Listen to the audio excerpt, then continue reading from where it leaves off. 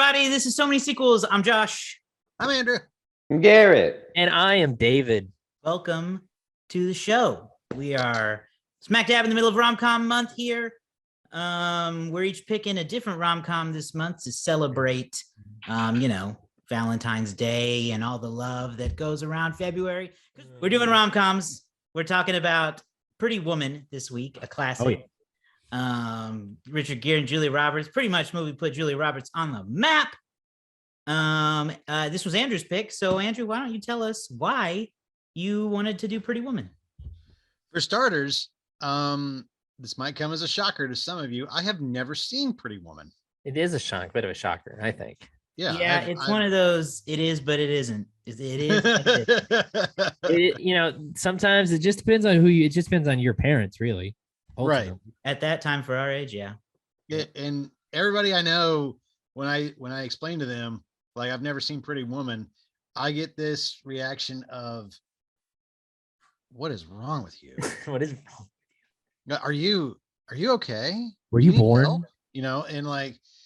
But the other thing is that, like, while I was watching this movie, it gave me kind of nostalgia feels. I remember whenever I was about 18, I just graduated high school. I went to LA to just for vacation. I was out there with my family and some friends. And we picked up prostitutes. Just you gave me all those. Just a family outing. Going down to Hollywood Boulevard. On the strip, watch the strip. Oh, man. Continue, Andrew. But no, we went on one of those like those Star Tours or whatever. And the movie that the driver kept referencing was Pretty Woman. And I got none of those references. So, they'd be like, this is where she spit her gum out. This is the hotel where they got at. And that was part of the tour. And I'm like, for someone who's never seen Pretty Woman, there's a lot of Pretty Woman references here. Can I get something to say, I don't know, Top Gun, or, something else that's kind of known? The Lord of the Rings. Did they shoot the Lord of the Rings over there? Walking down the street. Yeah.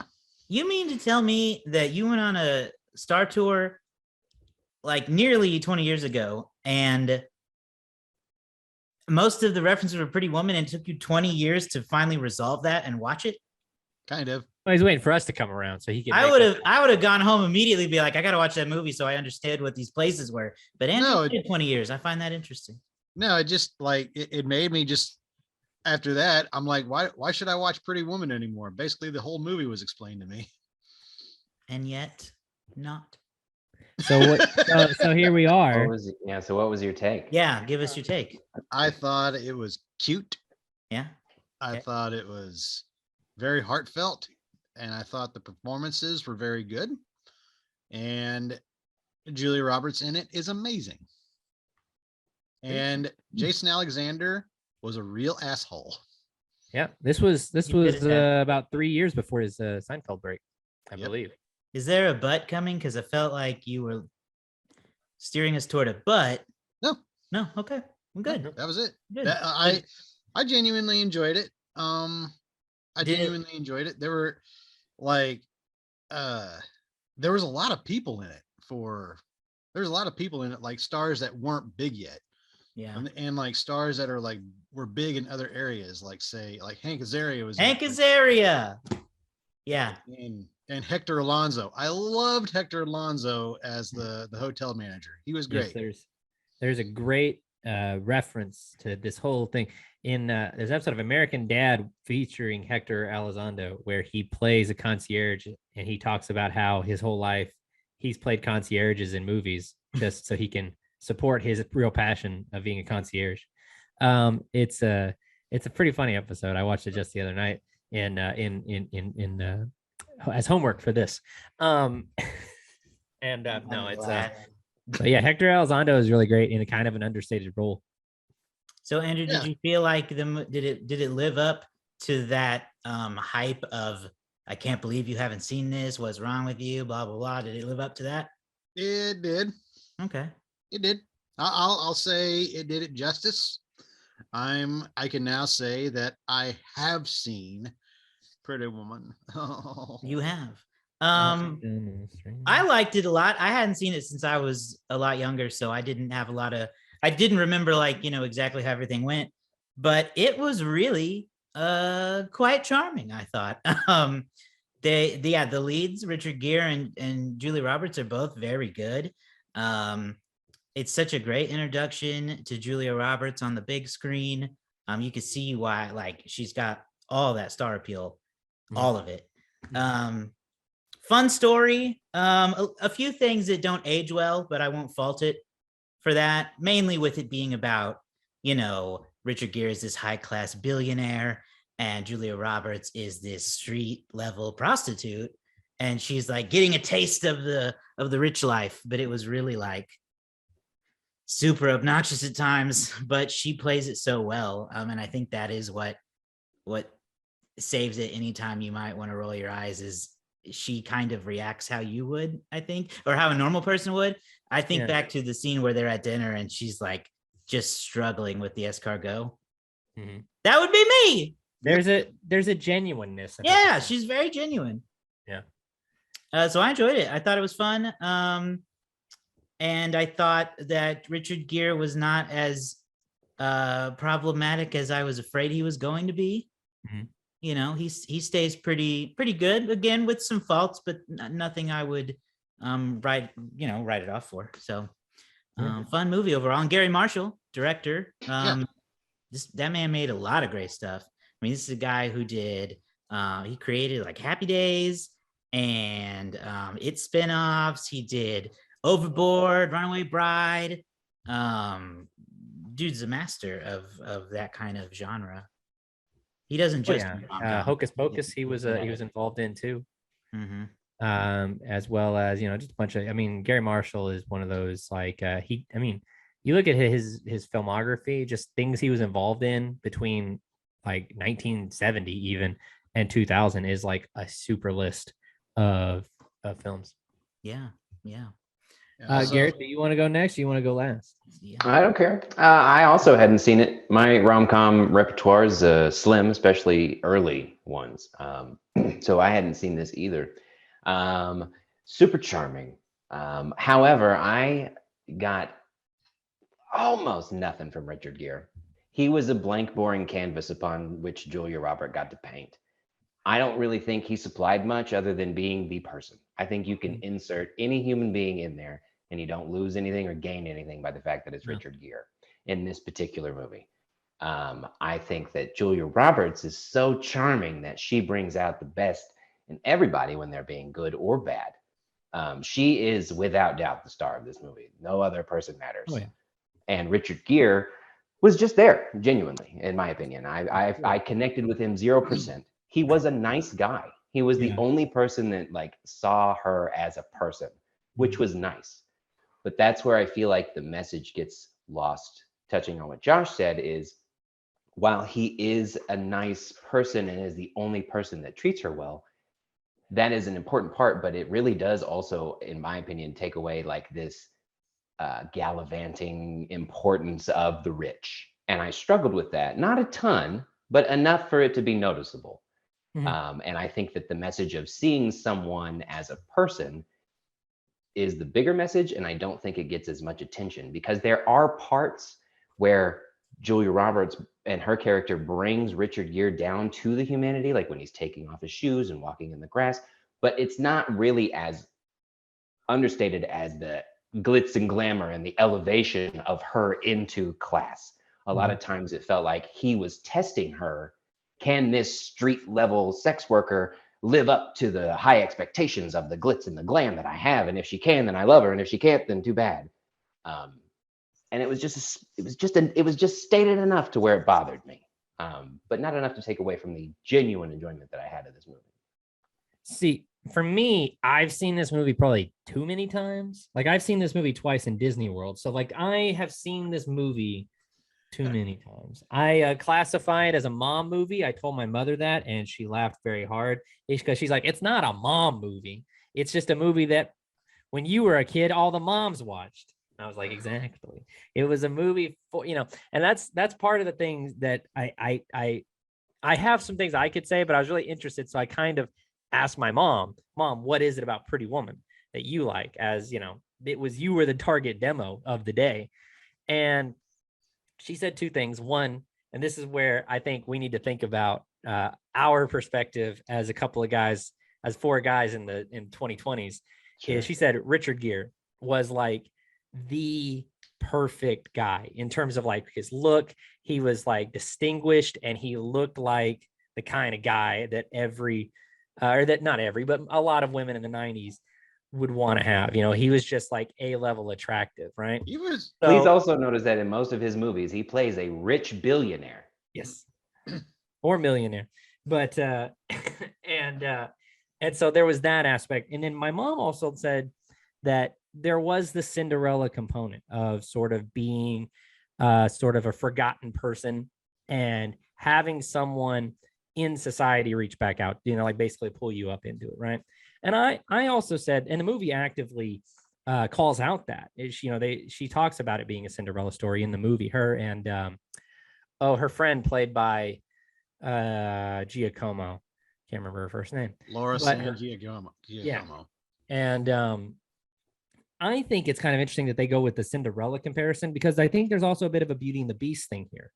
Of Richard Gere plays this character that, from a certain perspective, is kind of a bad guy, a monstrous guy. His job is disassembling businesses and basically tearing down people's livelihoods, acquisitioning things, and then dispersing the assets. It's kind of a hard, mean job, and you can see where that job could take you in the Jason Alexander role of a guy who's kind of like left his conscience behind long ago. And Richard Gere's having this crisis of conscience. And Julia Roberts' character is able to kind of bring out his better nature, so that by the end of the movie, he changes what he wants his life to be, which is kind of more of a Beauty and the Beast story component of bringing out the better part of the man. But much like Cinderella, my mom put it, is the fact that he's able to look past her outward problems and look past her outward beauty and see her inner beauty is kind of what, as a rom-com goes, especially in the 90s, women really wanted for the male hero to look past their flaws or look past their outward appearance and see their inner beauty. And so in that way, I think it succeeds everywhere that it needed to in terms of the story it wants to tell. It wants to tell this story about two people who kind of improve each other. Now they go through their struggles, they go through their little, there's some difficulties and hardships. And obviously just the idea of a really rich guy falling in love with a call girl is going to have some problematic components, but they work through that by the end to the point where he can show up on his white steed and take her away. It's kind of a cliche ending, but I think the journey there gets you some good character moments and gives you reason to feel for, at the very least, Julia Roberts' character. And you might feel a little bit for Richard Gere. I thought that the moment he has with the older man, when he says, I'm not going to do this, I'm going to help you, keep your company going, I think is a cool earned moment of him having this struggle throughout the movie and seeing things from a different perspective. So I really enjoy it. I think that it is kind of one of those quintessential movies when it comes to the rom-com genre. I think a lot of people, if you would ask them the best rom-coms, they would throw out Harry Met Sally and Pretty Woman, and I don't know, probably something with Matthew McConaughey, but and then probably some older stuff ttoo. Ghosts of Girlfriends Past. Of course, Ghosts of Girlfriends Past is, I think right up there, Mount Rushmore. Yeah. I want to piggyback on two things, because I agree with 90% of what you said, and I think they could have enhanced the level of feeling I had for Richard Gere had he at any point in time shown any kind of like hostility.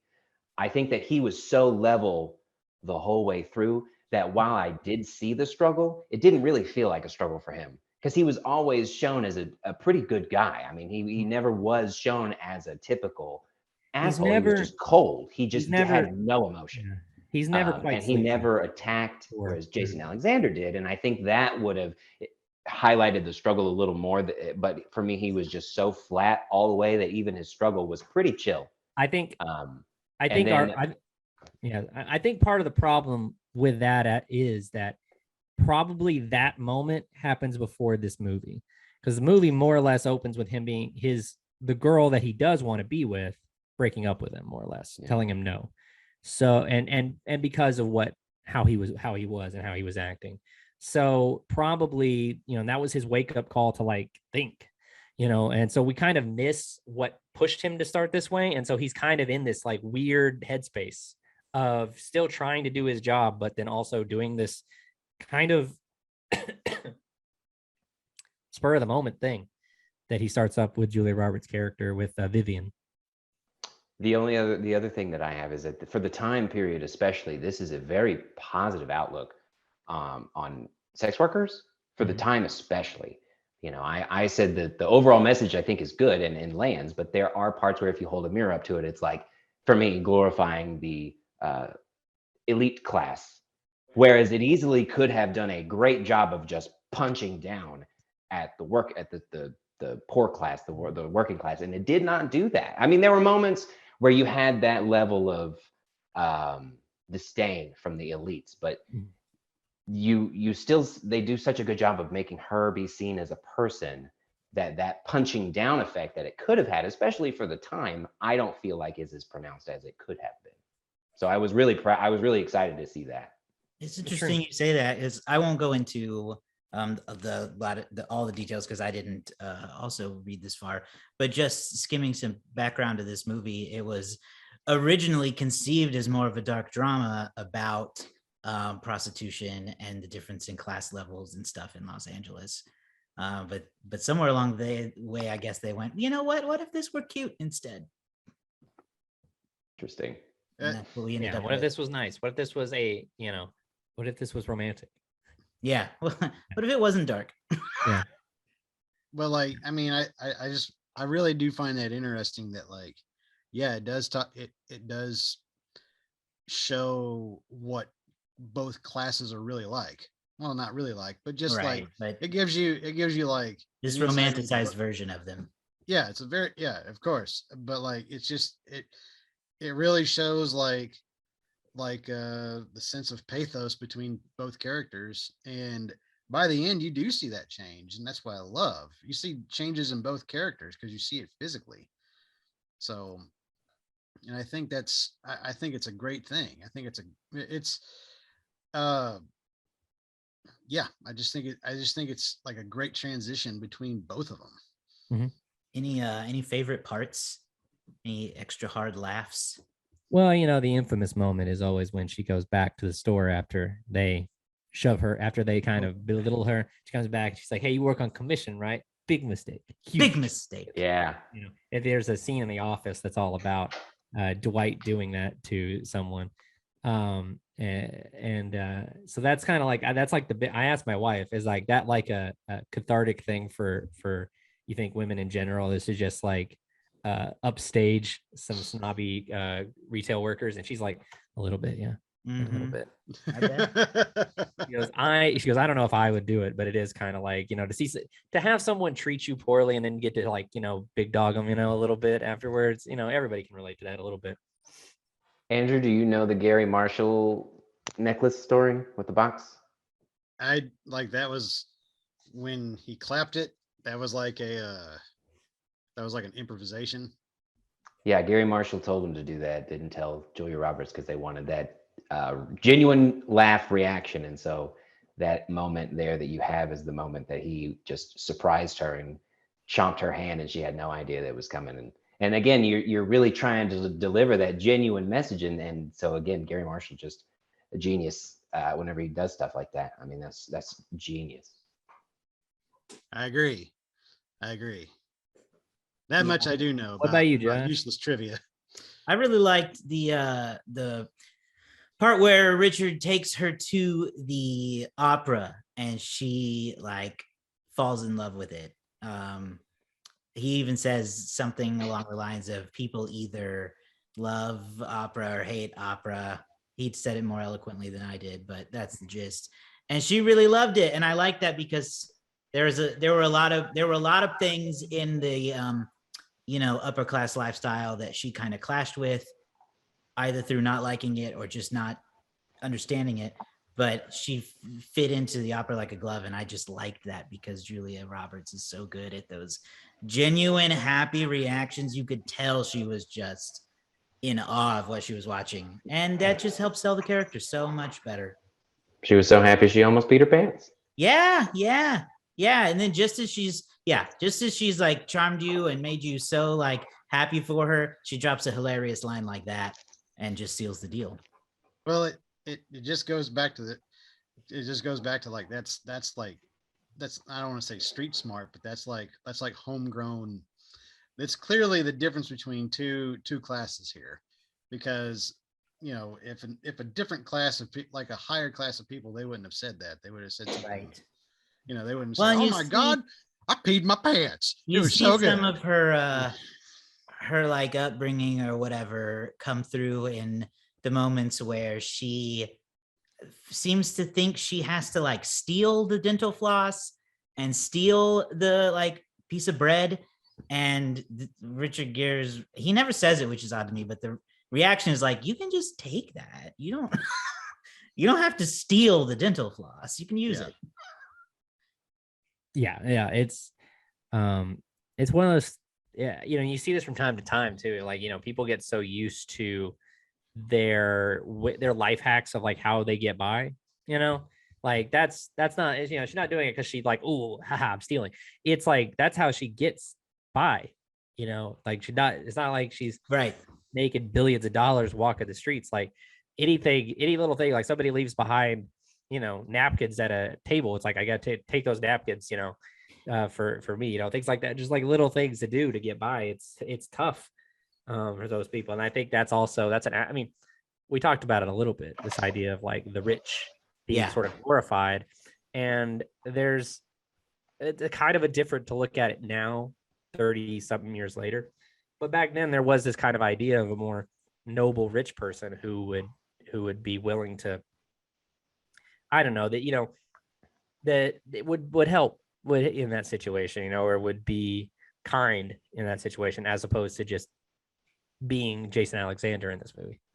There was also, on that note, a running theme where I don't know if it was Julia Roberts' character's naivety or if it was like, how inflation has changed over time, but he got a heck of a deal, I feel like, with having her be at his, as he said it, beck and call for a whole week for $3,000. And she was just like in just shock of having $3,000.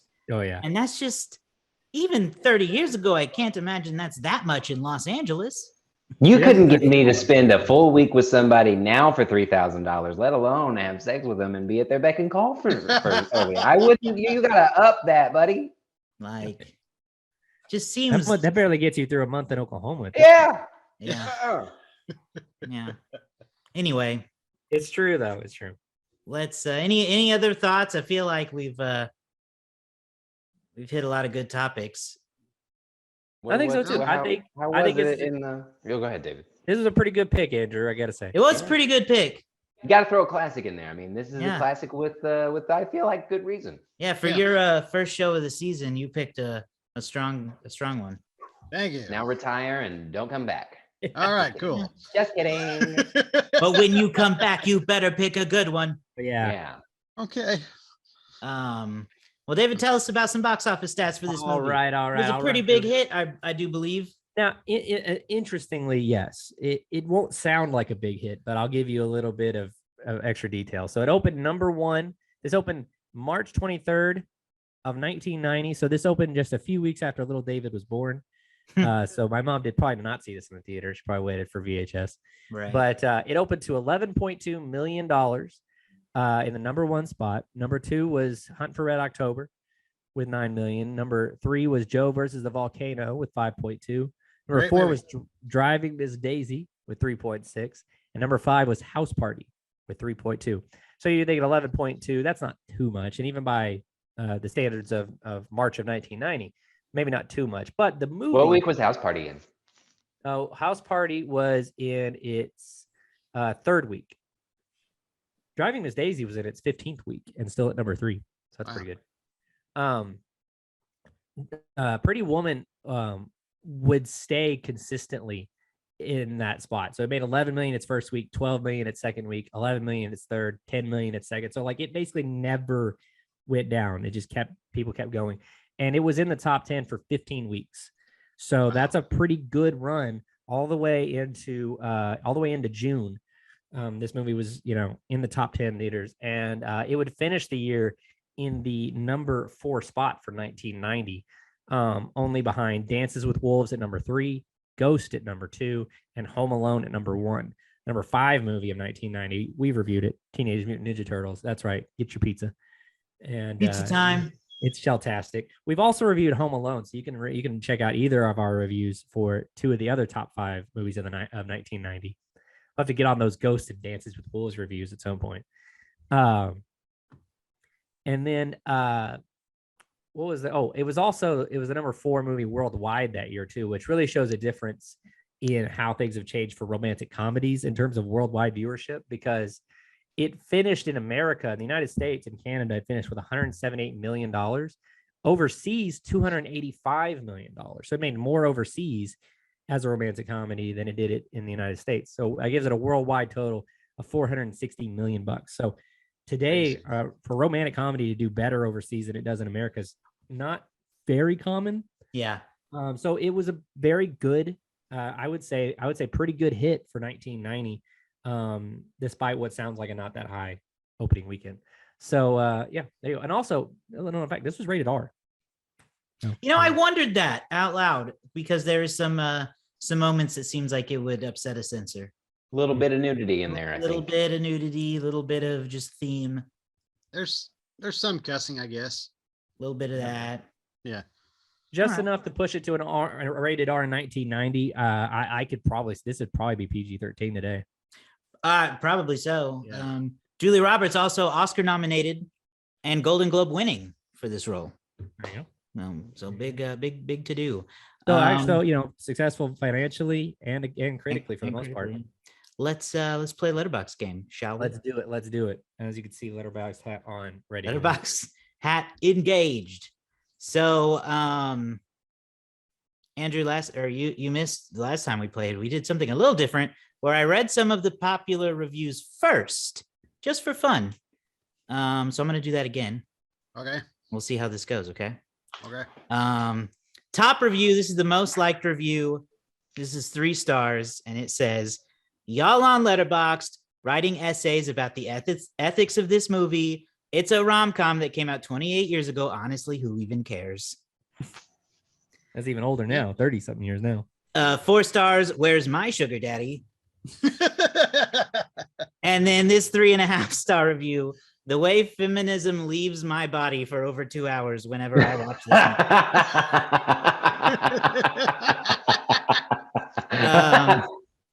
And then just for fun, here's a few negative reviews. I've never been more bored in my life. Boring movie about a gold digger with 0 personality. Feels like that fits Garrett's a little bit, but not as strong. Shots fired on that one. I don't think. Oh, shit. Literally dump him, babe. You deserve better. Oh, I don't know about that. And then disagree. He treats her really well. You do a lot worse than Richard Gere. Yeah. Millionaire Richard Gere. You could do a lot worse. He never hit me. This is the last one. Don't know why I watched. I already knew straight love is demented and boring. Stopped watching with 30 minutes left. I don't care.